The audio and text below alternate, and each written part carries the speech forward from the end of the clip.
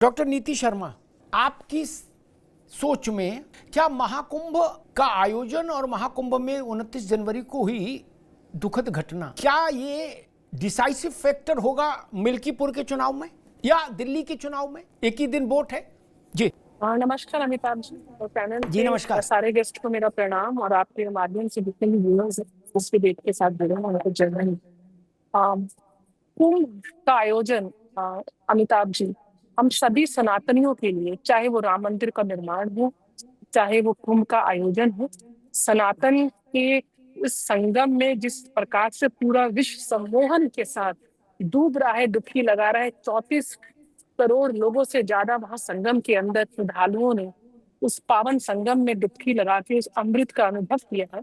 तो यहाँ पे हमको राजनीतिक दृष्टि से इसको सोचने से ज्यादा मेरे और आपके और इस देश के अस्तित्व की जो एक विकास गाथा और गौरवपूर्ण क्षण है, उसको हमको सबसे ऊपर सर्वोपरि रखना चाहिए।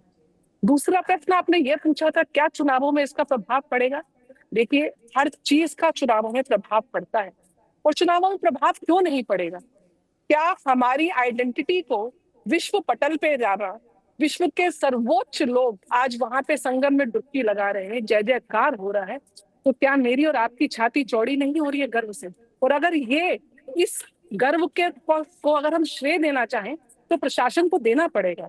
और जहां तक मेरे श्रद्धालुओं की इस दुखद घटना में उसकी सवाल है, तो मैं समझती हूँ कहीं ना कहीं मिसमैनेजमेंट हुआ है, लेकिन क्राउड मैनेजमेंट पे थोड़ा सा जिस प्रकार से अब इसके प्रयास लिए गए हैं, और इससे पूर्व में जो कुंभ हुए थे तब जो मिसहैप हुआ था, जब जो व्यवस्थाएं हुई थी, उस पर कोई बात नहीं करेगा। मैं किसी भी इस तरीके की घटना का कहीं से भी मैं उसको सपोर्ट नहीं कर रही हूँ, लेकिन निश्चित रूप से जिस प्रकार से एक 16 लाख आबादी वाले क्षेत्र प्रयागराज में करोड़ों लोगों का आगमन और उसकी व्यवस्था जो देखी जा रही है एआई टेक्नोलॉजी के थ्रू, वो मेरे और आप में हमारी परिकल्पना से भी एक प्रशासन तंत्र की और सरकार के तंत्र को, उसमें कहीं ना कहीं उनको सैल्यूट है।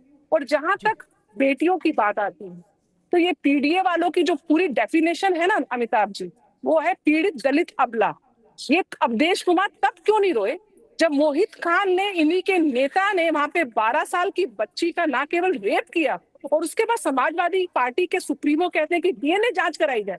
तो डीएनए जांच तो इन लोगों की कराइए जो संसद के पटल से बोलते हैं कि लड़के हैं, लड़कों से गलतियां हो जाती हैं, जो संसद के पटल से बोलते हैं कि जहां समाजवादी की पार्टी की सरकार, वहां पे वो जमीनों का कब्जा होता है। ठीक, नीति जी दोबारा आता हूं आपके पास। के अंदर नीति शर्मा, ना केवल आंखों से देखा, लेकिन उस देखने का प्रभाव और अनुभव जनता के ऊपर क्या रहा, इस सारी चीज का आकलन जनता करती है।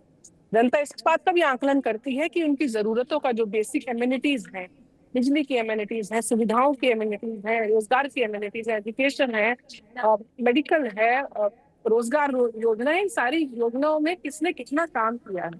बीएलओ पे आज हस्तक्षेप कर रहे हैं। इलेक्शन कमीशन कोई भी इलेक्शन हो हमेशा सक्रिय भूमिका निभाता है, लेकिन कहीं ना कहीं भय का जो वो डर है ना, ये अखिलेश यादव जी के मुख से निकल गया है, क्योंकि उनको वो डर जो है, जैसे आपने बोला बांट दे, ये पर्चियां बांट दे, उनका और 1 to 1 इनका जब केडर जाएगा, मिल्कीपुर के लोगों के साथ संवाद करेगा, तो कहीं ना कहीं इनकी पृष्ठभूमि और स्ट्रांग ही होगी।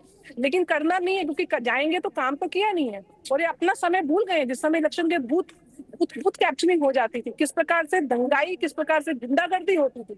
आज 2024 के इलेक्शन जो हुए हैं, जिस तरीके से हुए हैं, चाहे इलेक्शन कमीशन हो, चाहे रूलिंग सेंट्रल गवर्नमेंट हो, जिस जिस व्यवस्था के थ्रू हैं, इतनी बड़ी आबादी वाले देश में, तो उस पर भी हमेशा हस्तक्षेप लगाना, तो ये इनका काम ही है कि जब भी ये पूरा चुनाव मिल्कीपुर का, ये राष्ट्रवाद, सनातनवाद वर्सेस परिवारवाद और सनातन विरोधीवाद हो चुका है, विकासवाद और विकास की धारा को रोकने के अगेंस्ट हो चुका है। आज अगर यूपी विकास की धारा के साथ जुड़ रहा है, वहां की जनता जुड़ रही है, तो इनके पेट में दर्द हो रही है। आकाश क्षेत्रों के ऊपर अंधाधुंध गोलियां चलाने वाले, सरयू की नदी को रक्त से रंजित करने वाले, आज सनातन के नाम पे कुंभ का विरोध करने वाले, 2 महीने से लगातार ट्वीट्स आ रही हैं।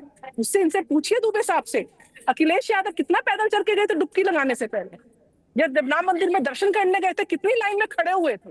अपने लिए सारे प्रोटोकॉल चाहिए इन लोगों को। अपने लिए एक प्रोटोकॉल चाहिए इनके नेताओं को। और जब यहाँ पे व्यवस्था के अंतर्गत अगर प्रशासन कोई कार्य करता है तो केवल सत्ता पक्ष का और अच्छे काम का। जब जब देश विकास की और गौरव पर जी रहा होता है, विपक्ष का काम ही यही है कि कैसे करें। अरे अपने महासचिव को कब बाहर निकाला इन्होंने, स्वामी प्रसाद मौर्य को, जो सनातन की रामचरितमानस की प्रतियां जला रहे थे। और जहां तक मिलकर मुख्य चुनाव है, ये जो रोना अवधेश कुमार जी कर रहे हैं, तो देखो पुत्र मोह कितना प्यारा है, कितना प्यारा है कि पुत्र हार जाएगा तो मैं उस समय इस्तीफा दे दूंगा। ठीक है नीति जी, वो ठीक, जो क्षेत्र ठीक है भाई, क्षेत्र का विकास कोई लेना देना नहीं। ठीक है नीति जी, पुत्र है क्या? नारा भूल गए क्या आप? ये नारा भूल गए? मीने मुलायम काशी राम, हवा में उड़ गए जय श्री राम। लड़कियां हैं लड़कों हैं, लड़कों से लड़के हैं लड़कों से गलतियां हो जाती हैं। ये आप ही के सुप्रीमो ने संसद के पटल से बोला था। क्या आप मोहित खान को संरक्षण देना? अयोध्या में, अयोध्या जीत गए भाई साहब, फैजाबाद जीते थे, लेकिन उसके बाद भी आपके ही सपा के लोग किस प्रकार से बच्चियों के बलात्कार में संदिग्ध पाए जाते हैं और आप उनको संरक्षण देने का काम करते हैं। और आप घड़ियालू आंसू रो रहे हैं अपने बेटे के लिए। उनकी बात अगर बेटा सत्ता में नहीं आया